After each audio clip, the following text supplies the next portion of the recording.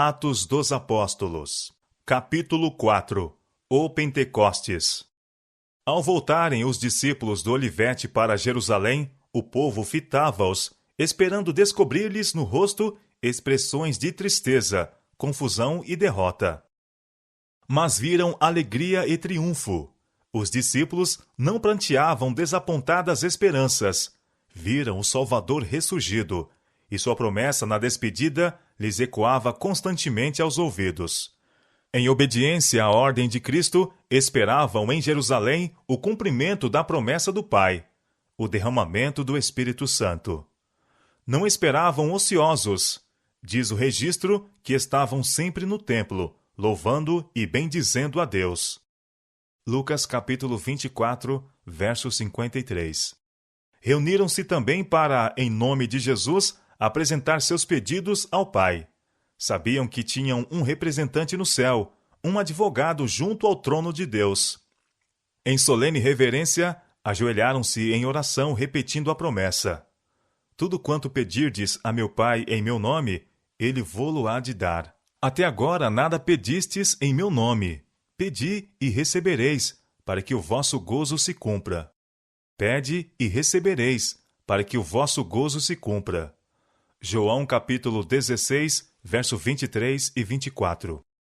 Mais e mais alto, eles estenderam a mão da fé, com um poderoso argumento: é Cristo quem morreu, ou antes quem ressuscitou dentre os mortos, o qual está à direita de Deus, e também intercede por nós.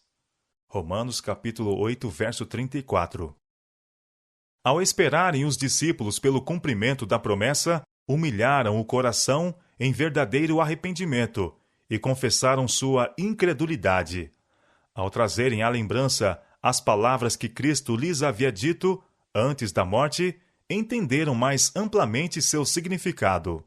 Verdades que lhes tinham escapado à lembrança lhes voltavam à mente, e eles as repetiam uns aos outros. Reprovavam-se por não haverem compreendido o Salvador. Como numa sequência, cena após cena de sua maravilhosa vida passou perante eles. Meditando sobre sua vida pura, santa, sentiram que nenhum trabalho seria árduo demais, nenhum sacrifício demasiado grande, contanto que pudessem testemunhar na própria vida da amabilidade do caráter de Cristo. Oh, se pudessem viver de novo os passados 3 anos, pensavam, quão diferente agiriam? Se pudessem somente ver o Mestre outra vez, com que ardor procurariam mostrar quão profundamente o amavam e quanto se haviam entristecido por terem-no ferido com uma palavra ou um ato de incredulidade? Mas estavam confortados com o pensamento de que haviam sido perdoados e determinaram que, tanto quanto possível, expiariam sua incredulidade, confessando-o corajosamente perante o mundo. Os discípulos oraram com intenso fervor para serem habilitados a se aproximarem das pessoas e, em seu trato diário, falar palavras que levassem os pecadores a Cristo. Pondo de parte todas as divergências, todo o desejo de supremacia, uniram-se em íntima comunhão cristã. Aproximaram-se mais e mais de Deus, e fazendo isto, sentiram que era um privilégio poderem associar-se tão intimamente com Cristo. A tristeza lhes inundava o coração ao se lembrarem de quantas vezes o haviam mortificado por terem sido tardos de compreensão, falhos em entender as lições que, para seu bem, ele estivera buscando ensinar-lhes. Esses dias de preparo foram de profundo exame de coração. Os discípulos sentiram sua necessidade espiritual e suplicaram do Senhor a santa unção que os devia capacitar para a obra da salvação. Não suplicavam essas bênçãos apenas para si. Sentiam a responsabilidade que pesavam sobre eles. Compreendiam que o Evangelho devia ser proclamado ao mundo e clamavam pelo poder que Cristo prometera. Durante a era patriarcal, a influência do Espírito Santo tinha sido muitas vezes revelada de maneira muito notável, mas nunca em sua plenitude. Agora, em obediência à palavra do Salvador, os discípulos faziam suas súplicas por esse dom, e no céu, Cristo acrescentou sua intercessão. Ele reclamou o dom do Espírito Santo para que pudesse derramá-lo sobre seu povo.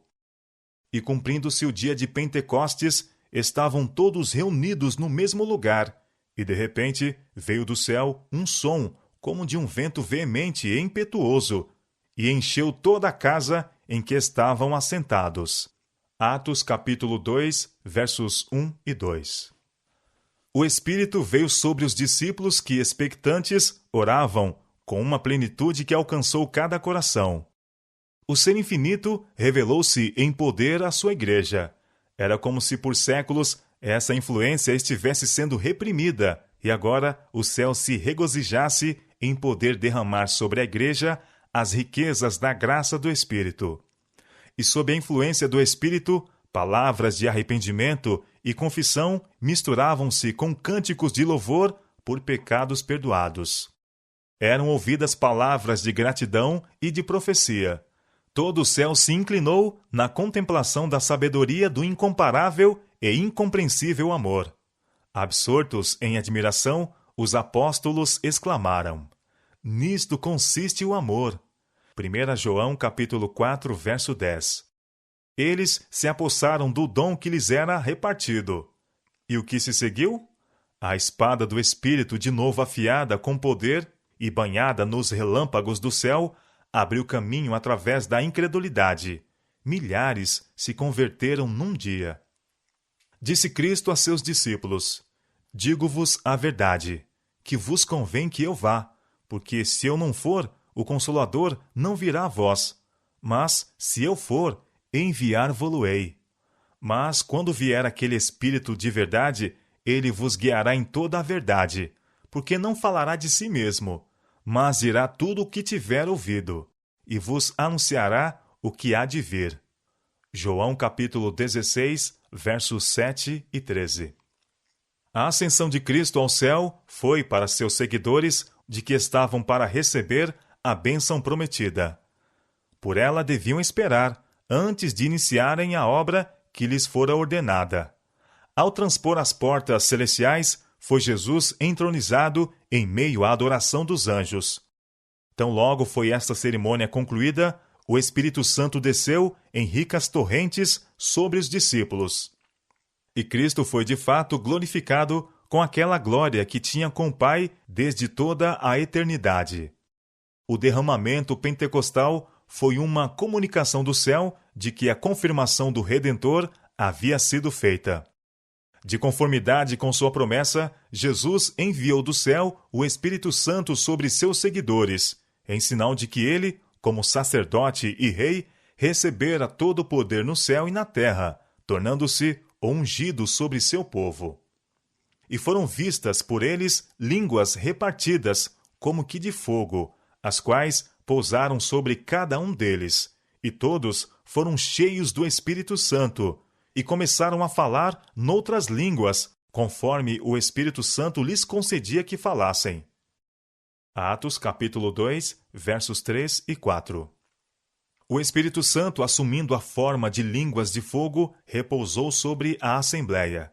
Esse era um emblema do dom então outorgado aos discípulos, o qual os capacitava a falar com fluência línguas com as quais antes não tinham tomado contato algum. A aparência de fogo significava o zelo fervente com que os apóstolos trabalhariam e o poder que assistiria à sua obra. E em Jerusalém estavam habitando judeus, varões religiosos de todas as nações que estão debaixo do céu. Atos, capítulo 2, verso 5. Durante a dispersão, os judeus tinham sido espalhados por quase todas as partes do mundo habitado, e em seu exílio tinham aprendido a falar várias línguas. Muitos desses judeus estavam nesta ocasião em Jerusalém, assistindo às festas religiosas que então se realizavam. Cada língua conhecida estava por eles representada. Essa diversidade de línguas teria sido um grande obstáculo à proclamação do Evangelho. Deus, portanto, de maneira miraculosa, supriu a deficiência dos apóstolos. O Espírito Santo fez por eles o que não teriam podido fazer por si mesmos, em toda uma existência. Agora podiam proclamar as verdades do Evangelho em toda parte, falando com perfeição a língua daqueles por quem trabalhavam. Esse miraculoso dom era para o mundo uma forte evidência de que o trabalho deles tinha a aprovação do céu. Daí por diante, a linguagem dos discípulos era pura, simples e correta. Falassem eles no idioma materno ou numa língua estrangeira. E, correndo aquela voz, ajuntou-se uma multidão e estava confusa, porque cada um os ouvia falar na sua própria língua. E todos pasmavam e se maravilhavam, dizendo uns aos outros: Pois que? Não são galileus todos esses homens que estão falando? Como, pois, os ouvimos, cada um na nossa própria língua, em que somos nascidos? Atos, capítulo 2, versos 6 a 8. Os sacerdotes e príncipes estavam excessivamente enraivecidos ante essa manifestação extraordinária, mas não ousavam demonstrar sua má disposição, por temor de se exporem à violência do povo. Tinham assassinado o Nazareno, mas eis que ali estavam seus servos, indoutos da Galiléia, contando em todas as línguas então faladas a história de sua vida e ministério. Os sacerdotes, resolvidos a atribuir o poder miraculoso dos discípulos a alguma causa natural, declararam estarem eles embriagados por terem bebido demais do vinho novo preparado para o banquete. Alguns dos mais ignorantes dentre o povo creram na acusação, mas os mais inteligentes sabiam que isso era falso. E os que compreendiam as diferentes línguas testificavam da correção com que eram usadas pelos discípulos. Em resposta à acusação dos sacerdotes, Pedro destacou que essa demonstração era um direto cumprimento da profecia de Joel, onde acredita a descida de tal poder sobre homens a fim de habilitá-los para uma obra especial. Varões judeus e todos os que habitais em Jerusalém, disse ele, seja-vos isto notório e escutai as minhas palavras. Estes homens não estão embriagados, como vós pensais, sendo a 3ª hora do dia. Mas isto é o que foi dito pelo profeta Joel. E nos últimos dias acontecerá, diz Deus, que do meu espírito derramarei sobre toda a carne. E os vossos filhos e as vossas filhas profetizarão, e os vossos mancebos terão visões, e os vossos velhos sonharão sonhos. E também do meu espírito derramarei sobre os meus servos e minhas servas naqueles dias, e profetizarão. Atos capítulo 2, versos 14 a 18. Com clareza e poder, Pedro testificou da morte e ressurreição de Cristo. Varões israelitas, escutai estas palavras. A Jesus Nazareno, varão aprovado por Deus, dentre vós, com maravilhas, prodígios e sinais, que Deus por ele fez no meio de vós, como vós mesmos bem sabeis, a este crucificastes e matastes pelas mãos de injustos, ao qual Deus ressuscitou, soltas as ânsias da morte, pois não era possível que fosse retido por ela. Atos capítulo 2, versos 22 a 24. Pedro não se referiu aos ensinos de Cristo a fim de justificar sua atitude, porque sabia que o preconceito de seus ouvintes era tal que suas palavras sobre o assunto seriam de nenhum efeito. Em vez disso, falou de Davi, que era considerado pelos judeus como um dos patriarcas da nação. Porque, declarou, dele disse Davi: Sempre via diante de mim o Senhor, porque está à minha direita, para que eu não seja comovido. Por isso se alegrou o meu coração, e a minha língua exultou, e ainda a minha carne há de repousar em esperança, pois não deixarás a minha alma no Hades, nem permitirás que o teu santo veja a corrupção. Atos capítulo 2, versos 25 a 27. Varões irmãos, seja-me lícito dizer-vos livremente acerca do patriarca Davi, que ele morreu e foi sepultado, e entre nós está até hoje a sua sepultura. Ele disse da ressurreição de Cristo, que sua alma não foi deixada no Hades, nem a sua carne viu a corrupção. Deus ressuscitou a este Jesus, do que todos nós somos testemunhas. Atos, capítulo 2, versos 29 e versos 31 e 32. É uma cena cheia de interesse. Eis o povo afluindo de todas as direções para ouvir os discípulos testificarem da verdade como é em Jesus. Eles se acotovelavam, lotando o templo. Sacerdotes e príncipes estão presentes, fisionomias carregadas de malignidade, o coração ainda cheio de permanente ódio contra Cristo, as mãos maculadas com o sangue do Redentor do mundo, sangue esse derramado quando o crucificaram. Pensavam encontrar os apóstolos acovardados e temerosos sob a mão forte da opressão e assassínio. Mas encontraram-nos acima de todo temor, cheios do Espírito, proclamando com poder a divindade de Jesus de Nazaré. Ouvem-nos declarando com ousadia que aquele tão recentemente humilhado, escarnecido, ferido por mãos cruéis e crucificado é o príncipe da vida, agora exaltado à direita de Deus. Alguns dos que ouviam os apóstolos tinham tomado parte ativa na condenação e morte de Cristo. Suas vozes tinham se misturado com a da turba, pedindo sua crucificação. Quando Jesus e Barrabás foram colocados perante eles no tribunal, e Pilatos perguntou: Qual quereis que vos solte? Eles clamaram: Este não, mas Barrabás. João capítulo 18, verso 40. Quando Pilatos lhes apresentou Cristo, dizendo: Tomai-o vós e crucificai-o, porque eu nenhum crime acho nele. Estou inocente do sangue deste justo. Eles exclamaram: O seu sangue caia sobre nós e sobre nossos filhos. Mateus capítulo 27, versos 24 e 25. Agora eles ouvem os discípulos declararem que era o Filho de Deus que havia sido crucificado. Sacerdotes e príncipes tremeram. Um sentimento de convicção e angústia se apoderou do povo. Compungiram-se em seu coração e perguntaram a Pedro e aos demais apóstolos: Que faremos, varões irmãos? Atos capítulo 2, verso 37. Entre os ouvintes dos discípulos havia judeus devotos, sinceros em sua fé. O poder que acompanhou as palavras de Pedro convenceu-os de que Jesus era, de fato, o Messias. E disse-lhes Pedro: Arrependei-vos, e cada um de vós seja batizado em nome de Jesus Cristo, para perdão dos pecados, e recebereis o dom do Espírito Santo, porque a promessa vos diz respeito a vós, a vossos filhos e a todos os que estão longe, a tantos quantos Deus nosso Senhor chamar. Atos capítulo 2, versos 38 e 39. Pedro deixou claro ao povo convicto o fato de que haviam rejeitado a Cristo por terem sido enganados pelos sacerdotes e príncipes, e que se eles continuassem a buscar conselho desses homens e esperassem por eles para reconhecerem a Cristo, em vez de ousar fazê-lo por si mesmos, jamais o aceitariam.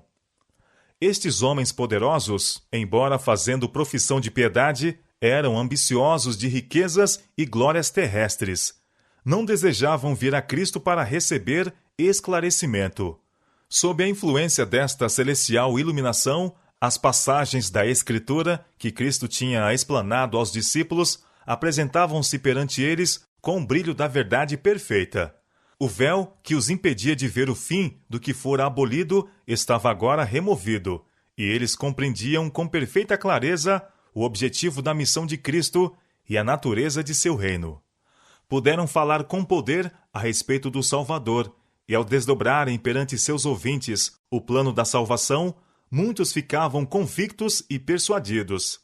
As tradições e superstições inculcadas pelos sacerdotes foram varridas de sua mente, e os ensinos do Salvador aceitos.